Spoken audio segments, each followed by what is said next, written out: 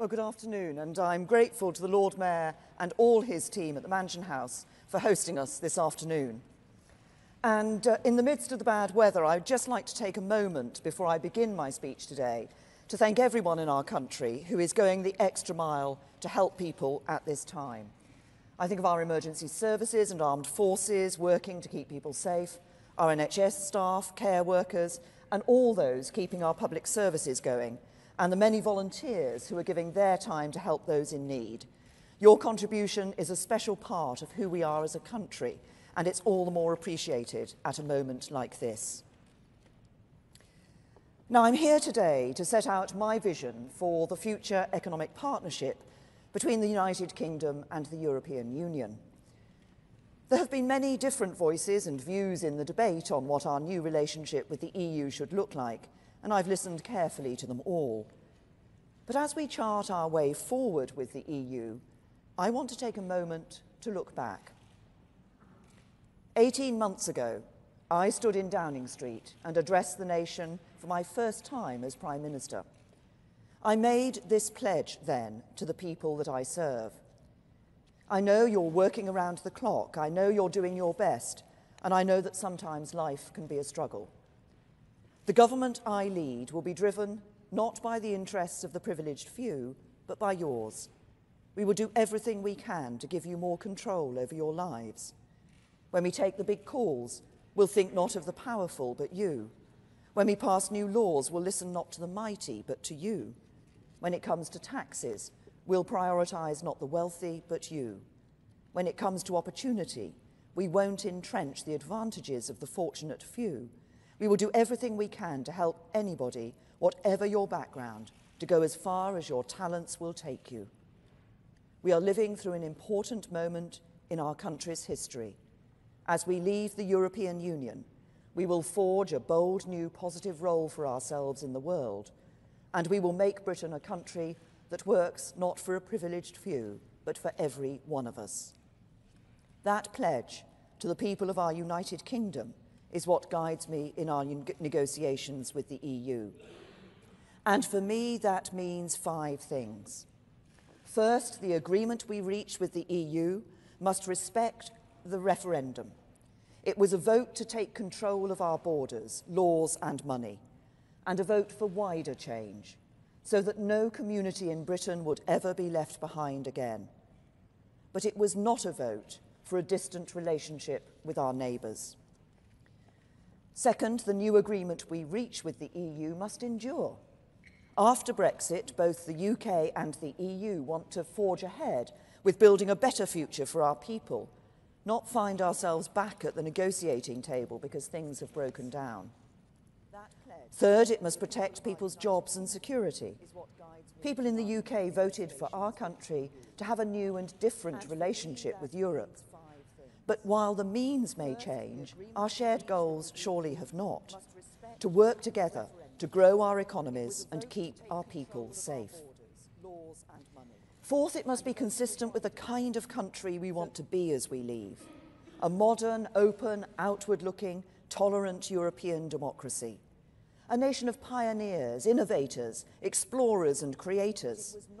A country that celebrates our history and diversity, confident of our place in the world, that meets its obligations to our near neighbours and far-off friends, and is proud to stand up for its values. And fifth, in doing all of these things, it must strengthen our union of nations and our union of people. We must bring our country back together, taking into account the views of everyone who cares about this issue from both sides of the debate. As Prime Minister, it is my duty to represent all of our United Kingdom, England, Scotland, Wales and Northern Ireland, north and south, from coastal towns and rural villages to our great cities. So these are the 5 tests for the deal that we will negotiate. Implementing the decision of the British people, reaching an enduring solution, protecting our security and prosperity, delivering an outcome that is consistent with the kind of country we want to be, and bringing our country together, strengthening the precious union of all our people. We are now approaching a crucial moment. There is no escaping the complexity of the task ahead of us. We must not only negotiate our exit from an organisation that touches so many important parts of our national life, we must also build a new and lasting relationship while, given the uncertainty inherent in this negotiation, preparing for every scenario. But we are making real progress. At the end of last year, we agreed the key elements of our withdrawal. We are in the process of turning that agreement into draft legal text. We've made clear our concerns about the first draft the Commission published on Wednesday, but no one should be in any doubt about our commitment to the joint report we agreed in December. We are close to agreement on the terms of the implementation period, which was a key element of December's deal. Of course, some points of difference remain, but I'm confident these can be resolved in the days ahead. Both the UK and the EU are clear. This implementation period must be time-limited and cannot become a permanent solution. But it is vital to give governments, businesses and citizens on both sides the time they need to prepare for our new relationship.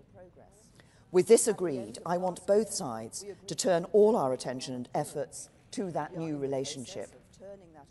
But before we can do that, we need to set out in more detail what relationship we want, building on my Lancaster House and Florence speeches. So last month, I spoke in Munich about the security partnership we seek.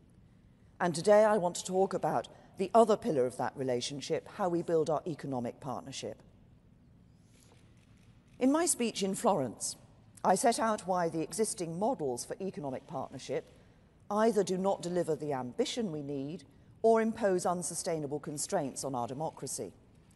For example, the Norway model, where we would stay in the single market, would mean having to implement new EU legislation automatically and in its entirety, and would also mean continued free movement.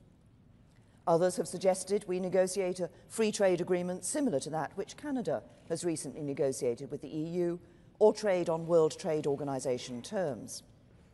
But these options would mean a significant reduction in our access to each other's markets compared to that which we currently enjoy. And this would mean customs and regulatory checks at the border that would damage the integrated supply chains that our industries depend on, and be inconsistent with the commitments that both we and the EU have made in respect of Northern Ireland. This is a wider issue in our negotiations, and I want to dwell on this for a minute. Successive British governments have worked tirelessly, together with all the parties in Northern Ireland and with the Irish government, to bring about the historic achievement of peace. This is an achievement that we should all be proud of and protect. That is why I have consistently put upholding the Belfast Agreement at the heart of the UK's approach. Our departure from the EU causes very particular challenges for Northern Ireland and for Ireland. We joined the EU together 45 years ago, and it's not surprising that our decision to leave has caused anxiety and a desire for concrete solutions. We have been clear all along that we don't want to go back to a hard border in Ireland. We have ruled out any physical infrastructure at the border or any related checks and controls. But it's not good enough to say we won't introduce a hard border. If the EU forces Ireland to do it, that's down to them. We chose to leave, and we have a responsibility to help find a solution. But we can't do it on our own. It is for all of us to work together. And the Taoiseach and I agreed when we met recently that our teams and the Commission should now do just that. I want to make one final point. Just as it would be unacceptable to go back to a hard border between Northern Ireland and Ireland, it would also be unacceptable to break up the United Kingdom's own common market by creating a customs and regulatory border down the Irish Sea. My personal commitment to this is clear. As Prime Minister of the whole United Kingdom, I am not going to let our departure from the European Union do anything to set back the historic progress that we have made in Northern Ireland, nor will I allow anything that would damage the integrity of our precious union. So existing models do not provide the best way forward for either the UK or the EU. But before I turn to what a new and better model might look like, I want to be straight with people, because the reality is that we all need to face up to some hard facts. We're leaving the single market. Life is going to be different. In certain ways, our access to each other's markets will be less than it is now. How could the EU's structure of rights and obligations be sustained if the UK or any country were allowed to enjoy all the benefits without all of the obligations? So we need to strike a new balance, but we will not accept the rights of Canada and the obligations of Norway. The second hard fact is that even after we have left the jurisdiction of the European Court of Justice, EU law and the decisions of the ECJ will continue to affect us. For a start, the ECJ determines whether agreements the EU has struck are legal under the EU's own law, as the US found when the ECJ declared the safe harbour framework for data sharing invalid. When we leave the EU, the withdrawal, as they do for the appropriate jurisprudence of other countries' courts. And if, as part of our future partnership, Parliament passes an identical law to the EU law, it may make sense for our courts to look at the appropriate ECJ judgments so we both interpret those laws consistently. As I said in Munich, if we agree that the UK should continue to participate in an EU agency, the UK would have to respect the remit of the ECJ in that regard. But in the future, the EU treaties and hence EU law will no longer apply in the United Kingdom. The agreement we reach must therefore respect the sovereignty of both the UK and the EU's legal orders. That means the jurisdiction of the ECJ in the UK must end. It also means the ultimate arbiter of disputes about our future partnership cannot be the court of either party. The next hard fact is this: if we want good access to each other's markets, it has to be on fair terms. As with any trade agreement, we must accept the need for binding commitments. For example, we may choose to commit some areas of our regulations, like state aid and competition, to remaining in step with the EU's. The UK drove much of the policy in this area, and we have much to gain from maintaining proper disciplines on the use of subsidies and on anti-competitive practices. Furthermore, as I said in Florence, we share the same set of fundamental beliefs: a belief in free trade, rigorous and fair competition, strong consumer rights, and that trying to beat other countries' industries by unfairly subsidising one's own is a serious mistake. And in other areas, like workers' rights or the environment, the EU should be confident that we will not engage in a race to the bottom in the standards and protections we set. There is no serious political constituency in the UK which would support this, quite the opposite. Finally, we need to resolve the tensions between some of our key objectives. We want the freedom to negotiate trade agreements with other countries around the world. We want to take back control of our laws. We also want as frictionless a border as possible between us and the EU, so that we don't damage the integrated supply chains our industries depend on, and don't have a hard border between Northern Ireland and Ireland. But there are some tensions in the EU's position too, and some hard facts for them to face as well. The Commission has suggested that the only option available to the UK is an off-the-shelf model. But at the same time, they have also said that in certain areas, none of the EU's third country agreements would be appropriate. And the European Council's guidelines aspire to a balanced, ambitious and wide-ranging deal with common rules in a number of areas to ensure fair and open competition. This would not be delivered by a Canada-style deal which would not give them the breadth or depth of market access that they want. And it's hard to see how it would be in the EU's interests for the UK's regulatory standards to be as different as Canada's. Finally, we both need to face the fact that this is a negotiation, and neither of us can have exactly what we want. But I am confident that we can reach agreement. We both want good access to each other's markets. We want competition between us to be fair and open, and we want reliable, transparent means of verifying we are meeting our commitments and resolving disputes. But what is clear is that for us both to meet our objectives, We need to look beyond the precedents and find a new balance. As on security, what I am seeking is a relationship that goes beyond the transactional to one where we support each other's interests. So I want the broadest and deepest possible partnership, covering more sectors and cooperating more fully than any free trade agreement anywhere in the world today. And as I will go on to describe, we will also need agreements in a range of areas covering the breadth of our relationship.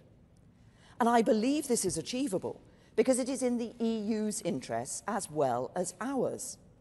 The EU is the UK's biggest market, and of course the UK is also a big market for the EU. And furthermore, we have a unique starting point where on day one we both have the same laws and rules.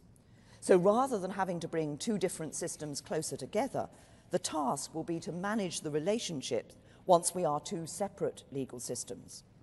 To do so and to realise this level of ambition, there are 5 foundations that must underpin our trading relationship. First, our agreement will need reciprocal binding commitments to ensure fair and open competition. Such agreements are part and parcel of any trade agreement. After all, why would any country enter into a privileged economic partnership without any means of redress if the other party engaged in anti-competitive practices? But the level of integration between the UK and EU markets and our geographical proximity means these reciprocal commitments will be particularly important in ensuring that UK business can compete fairly in EU markets and vice versa. A deep and comprehensive agreement with the EU will therefore need to include commitments reflecting the extent to which the UK and EU economies are entwined. Second, we will need an arbitration mechanism that is completely independent, something which again is common to free trade agreements. This will ensure that any disagreements about the purpose or scope of the agreement can be resolved fairly and promptly. Third, given the close relationship we envisage, we will need to have an ongoing dialogue with the EU and to ensure we have the means to consult each other regularly. In particular, we will want to make sure our regulators continue to work together as they do with regulators internationally. This will be essential for everything from getting new drugs to patients quickly to maintaining financial stability. We start from the place where our regulators already have deep and long-standing relationships, so the task is maintaining that trust, not building it in the first place. Fourth, we will need an arrangement for data protection. I made this point in Munich in relation to our security relationship, but the free flow of data is also critical for both sides in any modern trading relationship too. The UK has exceptionally high standards of data protection, and we want to secure an agreement with the EU that provides the stability and confidence for EU and UK businesses and individuals to achieve our aims in maintaining and developing the UK's strong trading and economic links with the EU. That is why we'll be seeking more than just an adequacy arrangement and want to see an appropriate ongoing role for the UK's Information Commissioner's Office. This will ensure UK businesses are effectively represented under the EU's new one-stop shop mechanism for resolving data protection disputes. And fifth, we must maintain the links between our people. EU citizens are an integral part of the economic, cultural and social fabric of our country. I know that UK nationals are viewed in entirely the same way by communities across the EU, and this is why at every stage of these negotiations I have put the interests of EU citizens and UK nationals at the heart of our approach. We are clear that as we leave the EU, free movement of people will come to an end, and we will control the number of people who come to live in our country. But UK citizens will still want to work and study in EU countries, just as EU citizens will want to do the same here, helping to shape and drive growth, innovation and enterprise. Indeed, businesses across the EU and the UK must be able to attract and employ the people they need, and we're open to discussing how to facilitate these valuable links. Reciprocal commitments to ensure fair and open competition, an independent arbitration mechanism, an ongoing dialogue, data protection arrangements, and maintaining the links between our people. These are the foundations that underpin the ambition of this unique and unprecedented partnership. It will then need to be tailored to the needs of our economies. This follows the approach the EU has taken with its trade agreements in the past, and indeed with its own single market as it has developed. The EU's agreement with Ukraine sees it align with the EU in some areas but not others. The EU's agreement with South Korea contains provisions to recognise each other's approvals for new car models, whereas their agreement with Canada does not. Equally, the EU's agreement with Canada contains provisions to recognise each other's testing on machinery. Its agreement with South Korea does not. The EU itself is rightly taking a tailored approach in what it is seeking with the UK. For example, on fisheries, the Commission has been clear that no precedents exist for the sort of access it wants from the UK. The fact is that every free trade agreement has varying market access depending on the respective interests of the countries involved. If this is cherry-picking, then every trade arrangement is cherry-picking. Moreover, with all its neighbours, the EU has varying levels of access to the single market, depending on the obligations those neighbours are willing to undertake. What would be cherry-picking would be if we were to seek a deal where our rights and obligations were not held in balance. And I've been categorically clear that that is not what we're going to do. I think it is pragmatic common sense that we should work together to deliver the best outcome for both sides. So let me start with how we do this for goods. This is the area where the single market is most established, and both the UK and EU have a strong commercial interest in preserving integrated supply chains that have built up over 40 years of our membership. When it comes to goods, a fundamental principle in our negotiating strategy should be that trade at the UK-EU border should be as frictionless as possible. That means we don't want to see the introduction of any tariffs or quotas. And as the Secretary of State for exiting the European Union set out in his speech in Vienna last week, we must ensure that, as now, products only need to undergo one series of approvals in one country to show that they meet the required regulatory standards. To achieve this, we will need a comprehensive system of mutual recognition. The UK will need to make a strong commitment that its regulatory standards will remain as high as the EU's. That commitment in practice will mean that UK and EU regulatory standards will remain substantially similar in the future. Many of these regulatory standards are themselves underpinned by international standards set by non-EU bodies of which we will remain a member, such as the UN Economic Commission for Europe, which sets vehicle safety standards. Countries around the world, including Turkey, South Africa, South Korea, Japan and Russia, are party to the agreement.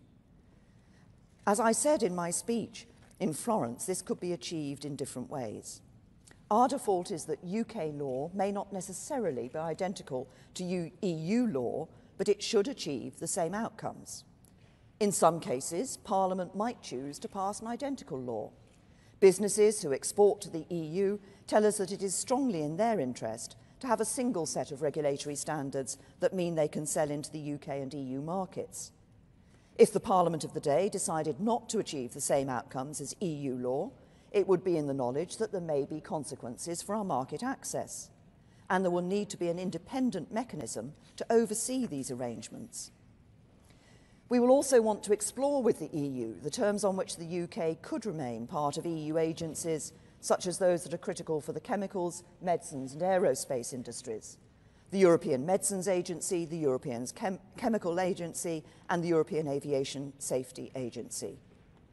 We would, of course, accept that this would mean abiding by the rules of those agencies and making an appropriate financial contribution. But I want to explain what I believe the benefits of this approach could be, both for us and the EU. First, associate membership of these agencies is the only way to meet our objective of ensuring that these products only need to undergo one series of approvals in one country. Second, these agencies have a critical role in setting and enforcing relevant rules. And if we were able to negotiate associate membership, we will be able to ensure that we could continue to provide our technical expertise. Third, associate membership could permit UK firms to resolve certain challenges related to the agencies through UK courts rather than the ECJ. For example, in the case of Switzerland, associate membership of the European Aviation Safety Agency means that airworthiness certifications are granted by its own aviation authority and disputes are resolved through its courts. Without its membership, Swiss airlines would need to gain their certifications through another member state or through the agency, and any dispute would need to be resolved through the ECJ. Fourth, it would bring other benefits too. For example, membership of the European Medicines Agency would mean investment in new innovative medicines continuing in the UK, and it would mean these medicines getting to patients faster as firms prioritise larger markets when they start the lengthy process of seeking authorisations. But it would also be good for the EU, because the UK regulator assesses more new medicines than any other member state, and the EU would continue to access the expertise of the UK's world-leading universities. And of course, Parliament would remain ultimately sovereign. It could decide not to accept these rules, but with consequences for our membership of the relevant agency and linked market access rights. Lastly, to achieve as frictionless a border as possible and to achieve to avoid a hard border. Sorry, let me repeat what I mean by that. To avoid a hard border between Northern Ireland and Ireland, we also need an agreement on customs. The UK has been clear it is leaving the customs union. The EU has also formed a customs union with some other countries. But those arrangements, if applied to the UK, would mean the EU setting the UK's external tariffs, being able to let other countries sell more into the UK without making it any easier for us to sell more to them, or the UK signing up to the common commercial policy. That would not be compatible with a meaningful independent trade policy. It would mean we had less control than we do now over our trade in the world. Neither Leave nor Remain voters would want that. So we've thought seriously about how our commitment to a frictionless border can best be delivered. And last year we set out two potential options for our customs arrangement. Option one is a customs partnership between the UK and the EU. At the border, the UK would mirror the EU's requirements for imports from the rest of the world, applying the same tariffs and the same rules of origin as the EU for those goods arriving in the UK and intended for the EU. By following this approach, we would know that all goods entering the EU via the UK pay the right EU duties, removing the need for customs processes at the UK-EU border. But importantly, we would put in place a mechanism so that UK would also be able to apply its own tariffs and trade policy for goods intended for the UK market. As we've set out previously, this would require the means to ensure that both sides can trust the system and a robust enforcement mechanism.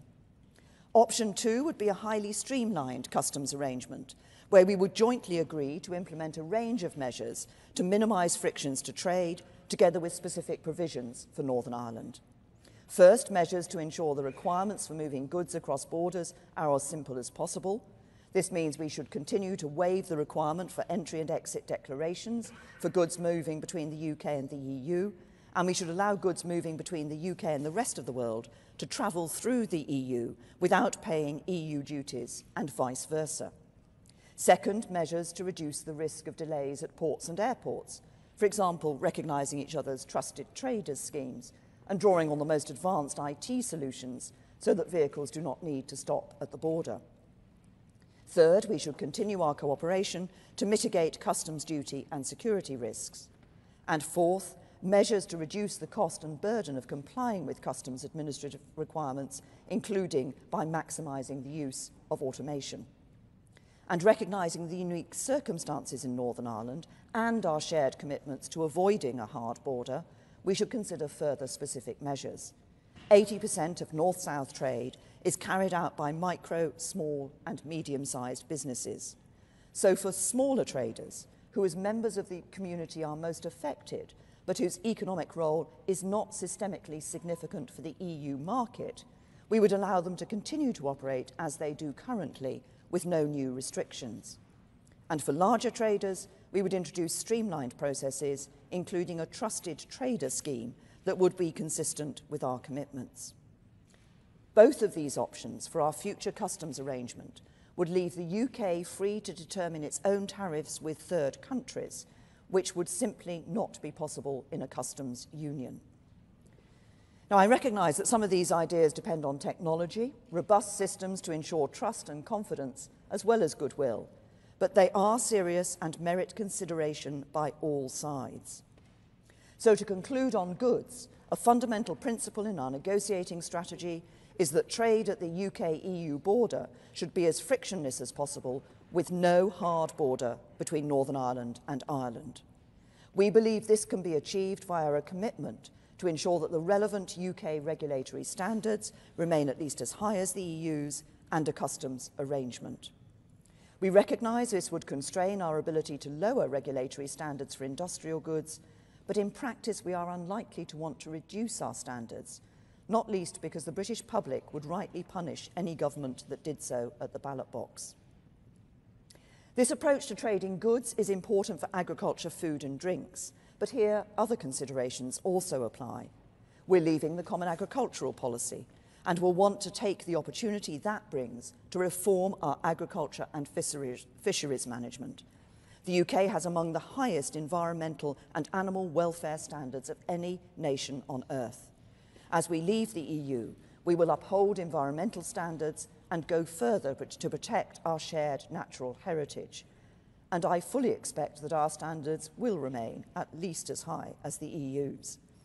But it will be particularly important to secure flexibility here to ensure we can make the most of the opportunities presented by our withdrawal from the EU for our farmers and exporters. We're also leaving the Common Fisheries Policy. The UK will regain control over our domestic fisheries management rules and access to our waters. But as part of our economic partnership, we want to continue to work together to manage shared stocks in a sustainable way and to agree reciprocal access to waters and a fairer allocation of fishing opportunities for the UK fishing industry. And we will also want to ensure open markets for each other's products. Just as our partnership in goods needs to be deeper than any other free trade agreement, so in services, we have the opportunity to break new ground with a broader agreement than ever before. We recognise that certain aspects of trade in services are intrinsically linked